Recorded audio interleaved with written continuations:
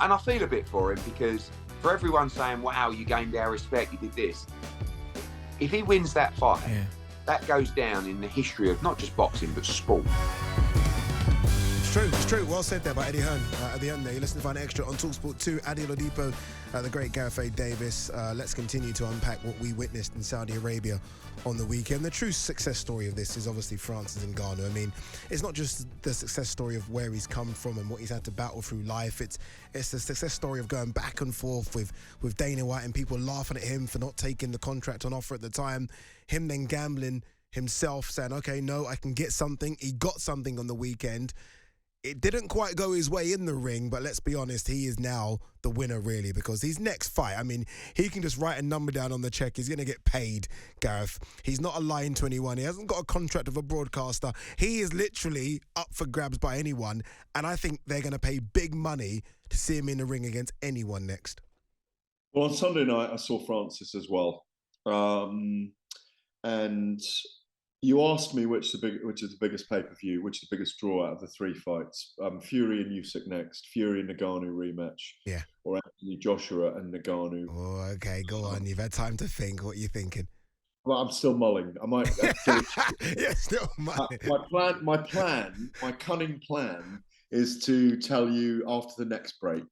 So, but the point you made, and which everyone makes, is here's what I think. If Fury and Usyk doesn't happen on December the 23rd, we could see Ngannou headline, couldn't we, against somebody, a Deontay Wilder or an Anthony Joshua? That could happen.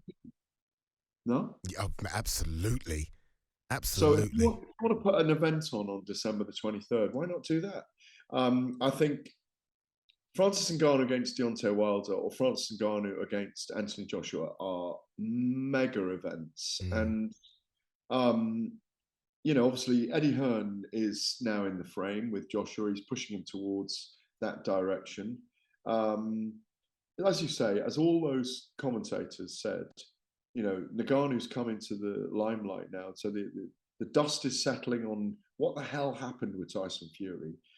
And the magic dust is rising on what you do with Ngannou. True. He clearly, I think, installed at number 10 today by the World Boxing Council.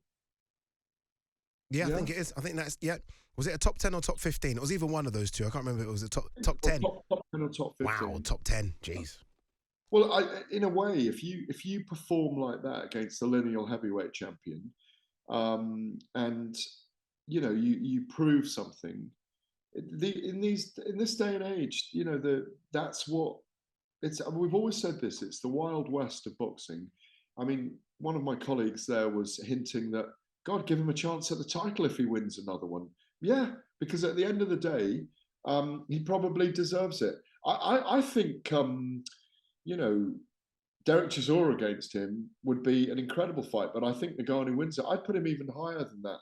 I'd put him in with the, as I say, with even with Usyk, by the way. I don't want to say against Usyk because Usyk holds 3 of the belts and he deserves an undisputed title in my view. I'd like to see Usyk get that next because he's gone the tough route over the last year. But yeah, Ngannou, I just think like it's a genuine. His story is. I was talking to one of the Saudi Arabians about this earlier. I mean, they were so enthusiastic about the fight. They loved the knockouts, by the way, all the young Saudi fans, didn't they, in the arenas? They really got into it. They're learning to be noisy fans. Were saying, and it's so true, this, Francis Ngannou, apart from all the other stories, it's like, it almost is better than a movie because it's like the genuine Rocky Balboa story where he makes his way into boxing and goes there and literally wins the world title just from his dream. And that's where he sits right now. I mean, I don't have enough superlatives to actually say how great his achievement was on Saturday night, Eddie. No, it's an incredible one because you also think, okay, maybe the magnitude of the event might just be a bit too big for him. I know he's had some big UFC fights, but I think he won the title against Stipe behind closed doors. I think it was during COVID, so he's not had that big, massive even the Cyril Gane fight wasn't huge. So I thought maybe the magnitude of this might be a bit too much for him, but no, it wasn't. You know where they messed up very quickly? The Saudis ticked every single box throughout the week. But the one thing that really just annoyed me was when Tyson Fury walked out and he started spudding all the boxers on the way out. Everyone was there, Barrera, Marquez, everyone was there, Hatton, everyone, Prince Nassim. They're all giving him sort of spuds on the way to the ring, like you're doing this for boxing. I can't believe they didn't line up all the UFC fighters, the former UFC fighters, and letting Ngannou walk through all of them as well. Because there were so many there. So many. No, I didn't like it. It reminded me of Anthony Joshua coming out at Tottenham Hotspur Stadium and glad-handing everyone on the way to being beaten by Usyk the first time. No, Anthony Joshua was glad-handing fans. These are former fighters. I know, but I didn't. At that point, this is just my view. Yeah. I just wanted to see him really focused and walking to the ring. Okay, fair. Nothing more than that. Nothing more than that. No, fair. I'm very quickly on this because we haven't touched on the undercard, and it was such a good undercard, wasn't it? I mean, I feel like some of the performances have been overshadowed because of what happened in the main event, and rightly so. But, I mean, let's start with Martin Bakole and the beating he put on Carlos Takam. I've not seen anyone put a beating on Takam like that ever. I know Joyce stopped him, but that was, it was a bit of a war. He was landed on Joyce. I think we done that fight together for talkSPORT. Povetkin knocked him out, but that was after a few rounds. But Bakole, from round 2, beat him up. Yeah.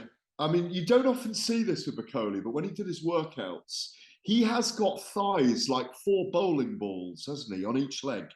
And you don't see it with the long shorts. He is so powerful. We've often talked about, he's the guy in the No One Wants Me club in the heavyweight division, in the top 10, 15 rankings.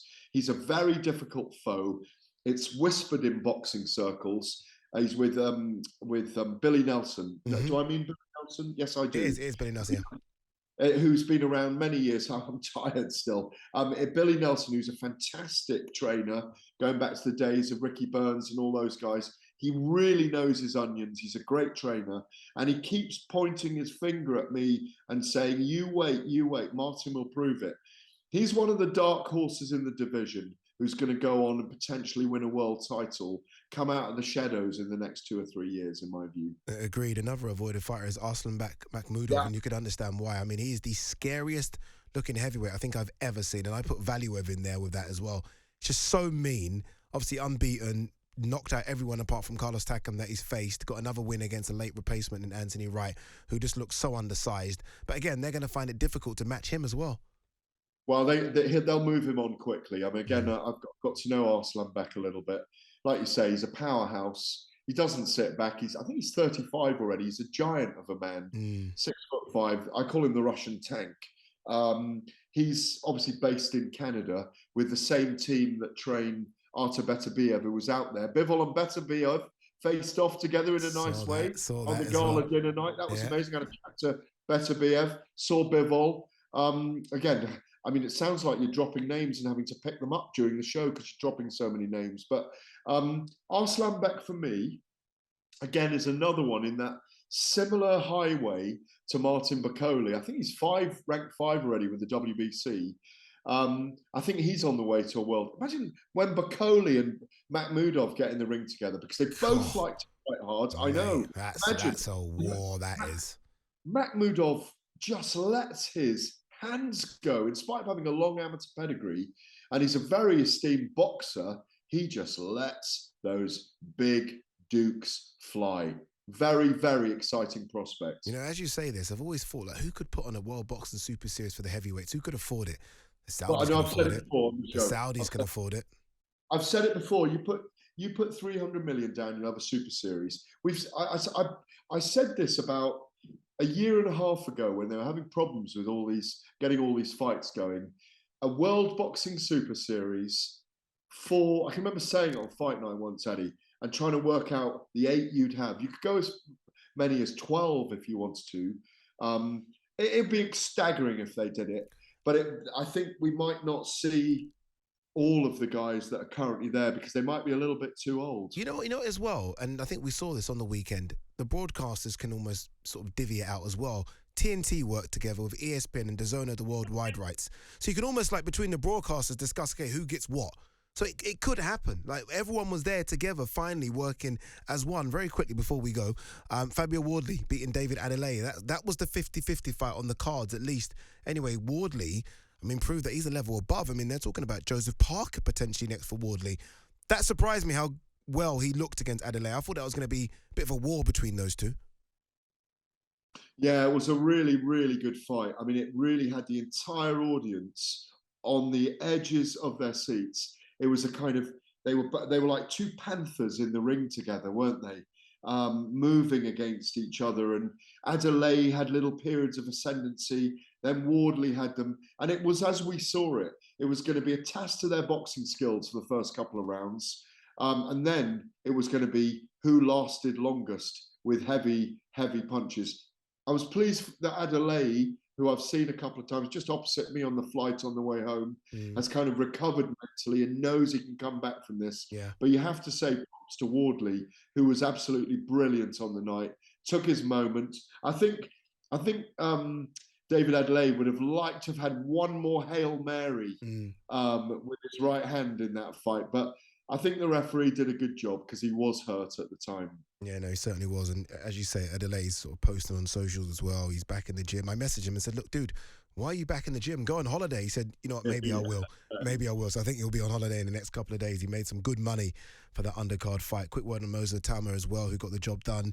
Only 18 years of age. It's incredible looking up to him. He's a man already. He's not got his man strength yet, and he's trying to break Mike Tyson's record to become the youngest heavyweight of all time. He needs to get a move on. Not easy to do in today's boxing scene.